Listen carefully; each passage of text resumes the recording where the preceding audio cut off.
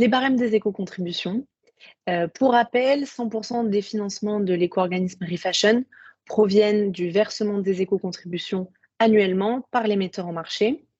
Et ces éco-contributions nous permettent de financer toutes les actions que nous mettons en œuvre pour atteindre les objectifs du cahier des charges. Donc, comme l'année dernière, nous proposons 2 modes de déclaration auxquels sont associés 2 barèmes différents. Donc, pour déterminer si vous faites une déclaration détaillée ou une déclaration simplifiée, il y a plusieurs critères. La première question à se poser, c'est est-ce que vous avez déclaré des produits pour les éco-modulations ou non? Si c'est le cas, vous devez effectuer une déclaration détaillée. Et si ce n'est pas le cas, se pose ensuite une deuxième question. Est-ce que vous avez mis sur le marché plus de 5000 pièces ou moins de 5000 pièces? Dans le cas où vous mettez sur le marché moins de 5000 pièces par an, vous pouvez choisir entre une déclaration simplifiée ou une déclaration détaillée. Et dans le reste des cas, vous effectuez une déclaration détaillée. La déclaration simplifiée, elle se fait par grande famille avec les textiles d'habillement, le linge de maison et les chaussures.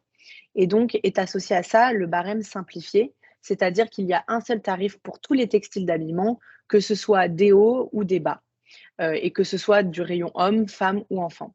Donc, si vous avez vendu 5000 pièces de textile d'habillement, vous déclarez 5000 pièces dans cette première ligne et c'est 47 centimes 91 qui est le tarif par pièce. Et ainsi de suite pour le linge de maison et les chaussures. Ensuite, il y a la déclaration détaillée et donc le barème détaillé. Donc, dans le cas de la déclaration détaillée, vous faites une déclaration par ligne de produit.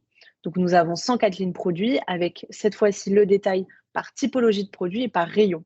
Donc, les t-shirts enfants, les t-shirts femmes, les t-shirts hommes et ainsi de suite.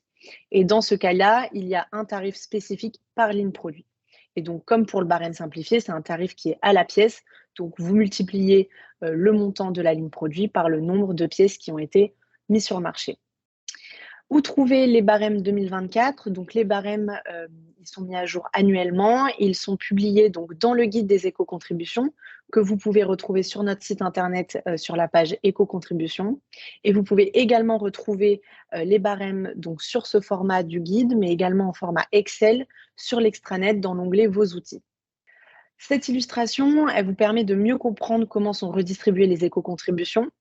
Donc, on a une partie des éco-contributions qui vont servir à la prévention des déchets, avec notamment les éco-modulations qui viennent financer les démarches d'éco-conception des metteurs en marché, mais également le fonds réparation, le fonds réemploi qui viennent rallonger la durée de vie des produits, et également les actions de communication. Et ensuite, on a toute la partie vraiment opérationnelle et gestion de la collecte, du tri, du recyclage des textiles et chaussures usagées, ainsi que toute la partie recherche et développement.